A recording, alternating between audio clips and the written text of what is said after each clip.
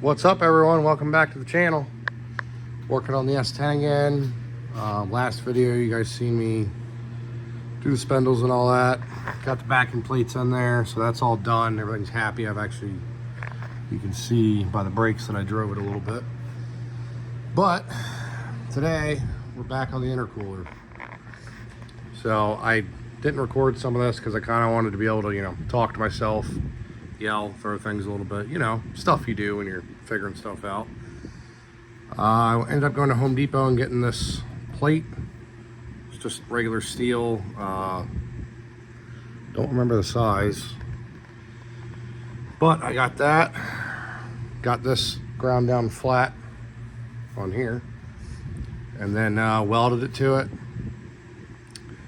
And the hood was, this was still very flexible because this has, if you guys have an S10, it has a piece that comes down and bolts down there, and that's what keeps this sturdy. So plus I'm gonna hang the intercooler on it. I'm gonna make bottom mounts for the intercooler as well, but I wanted it to all be nice and sturdy, and I don't want to have a problem shutting the hood. So I welded this piece all along, just welded it right here, but it goes all here. And then I made these brackets, which bolted to the core support, welded them in. Still got to do this side. Here's the bracket here. So, it's gonna be identical to that side. I might make lower brackets too. We'll see once I hang the intercooler. If it flexes at all, I'll probably end up making lower brackets. But for now, this is what I have. And how I made this was right here. So this is just 1.5 inch by 1/8 inch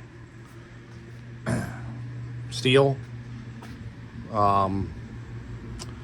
I cut, these were 6-inch lengths. I cut a 6-inch length off that was straight. You can see there I was hammering the living daylights out of it.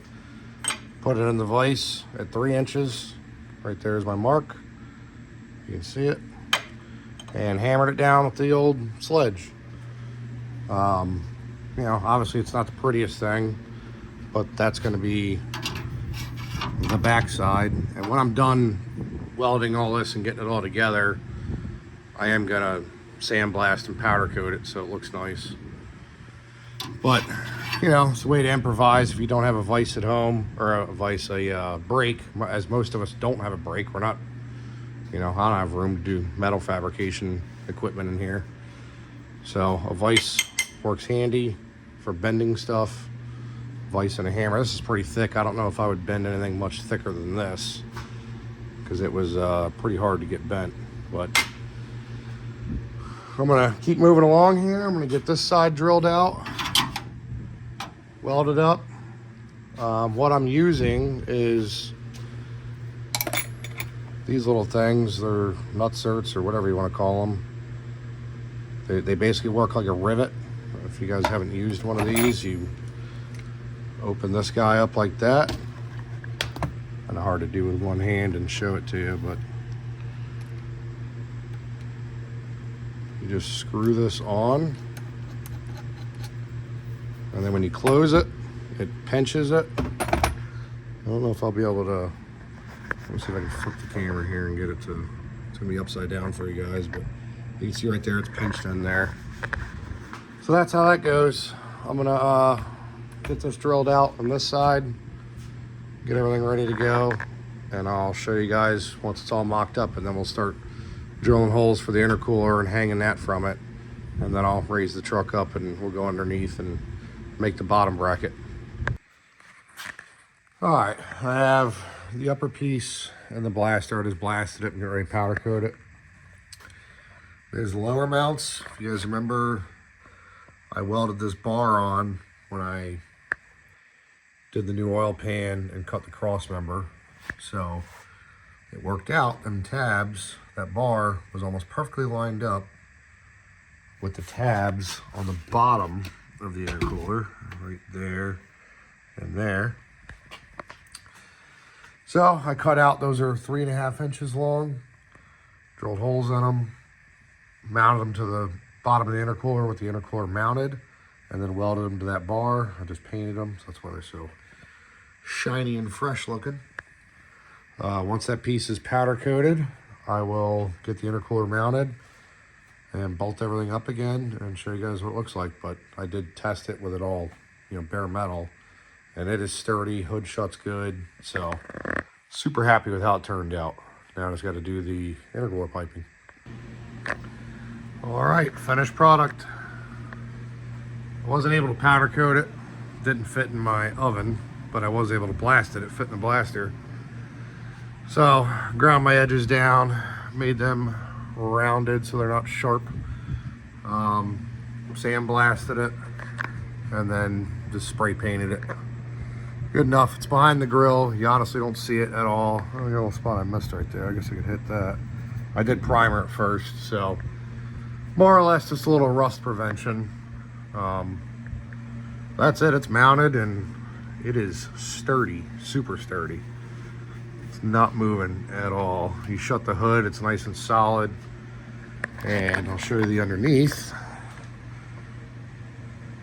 There's the brackets, bottom of the intercooler, bolts right underneath. So, kind of debating on if I'm gonna drill some holes. There may be 1, 2, 3, 4, 5, 6, evenly, obviously. And then because my bumper's messed up, get a little bit of airflow through here too. But grill fits, headlights fit, intercooler's in. I'm happy with it. It's done. Hood shuts properly. Now I can move on to intercooler piping, which I kind of started. I've well, if you guys watch the channel, you know I bought this TIG welder from Eastwood. Never TIG welded in my life, and I managed to do all the hot side of the turbo. So I'm teaching myself to aluminum weld. So I did some pie cuts. You can see it does not look good. I've been watching YouTube and learning. I have some spots that look decent, like right there. That's not half bad. Under there is not half bad. So I'm learning. That spot's a little rough, a little high. I had another piece on here, it broke off, but I'm learning. I'm gonna keep messing around, welding a little bit.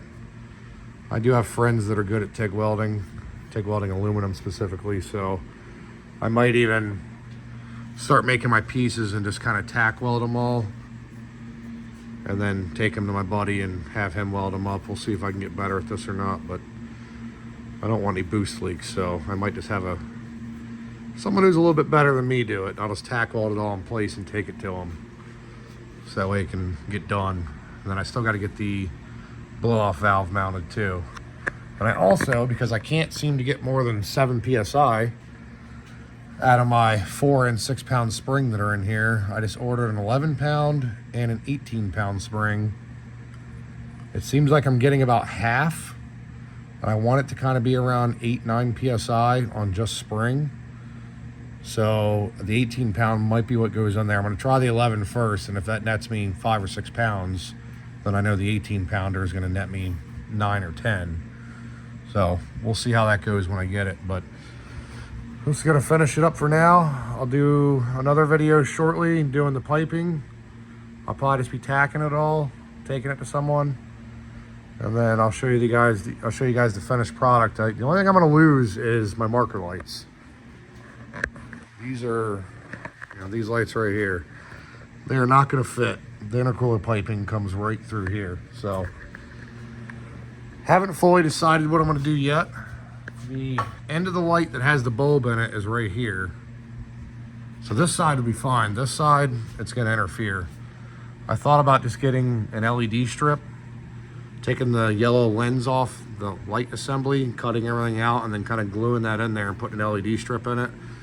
Or I might just delete them completely and leave them open so the intercooler pipe is there and get some extra cooling effect. And I can always put like a marker light right here and here, like a trailer marker light. We'll see. We'll deal with that down the road. See you guys next time.